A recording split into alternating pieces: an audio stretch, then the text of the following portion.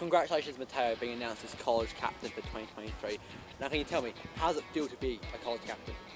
It just kind of feels normal, to be honest with you, Scotty. I don't know. There's a bit of extra expectation, obviously. Occasionally, walking around knowing that everybody's kind of looking up to you in a way at times. Maybe the younger boys predominantly. But yeah, otherwise, kind of just feels like same old. Trying to improve the school, trying to do what I can to raise people's voices and get their opinions heard. Absolutely. What kind of impact would you like to make on the college? What lasting legacy for the college? I think my big thing's always been about trying to amplify student voices, as I said. So I guess whatever students want, trying to implement kind of the key things that they're concerned about. So that'll be my kind of my tangible legacy. But then also, I guess, trying to be a role model and leaving an impression on the younger students in the ways that past college captains have left an impression on me. So I guess being able to show them kind of the stuff you can achieve at Aquinas and what it means to be a proper, true Aquinian.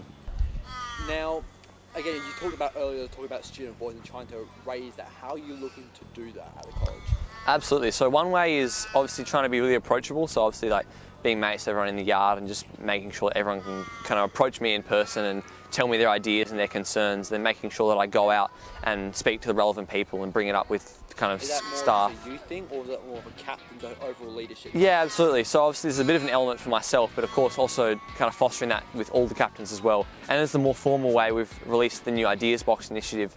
We've got posters around the school, people to scan the QR code, which you worked on yourself, Scotty. And we've also got the Ideas Box, big podium in the library, big red and black podium where people can submit their ideas. We've had a few cool ones so far, and we're trying to work through all the stuff that we've been getting. How it can possibly happen. Yeah, absolutely. Yeah, trying to kind of bring it up with the people who have the power to make the change, and then go from there.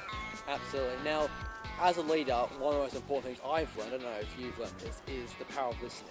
How important has that been for you? Absolutely. But there's a pretty common theme here around kind of student voice, and obviously the key thing is, like when you ask about my legacy, for example, I don't really know kind of what impact that. Obviously, I have an image in my head perhaps of a better school, but ultimately it comes down to listening to what students want and what students want to achieve and trying to push that for them. Because while obviously we might have a vision of what we want to kind of get implemented, ultimately, as you say, it's about listening to students and their desires and trying to implement them for them. Well, thank you very much, Matteo, for your time. Best of luck at 2023. Thanks for having me.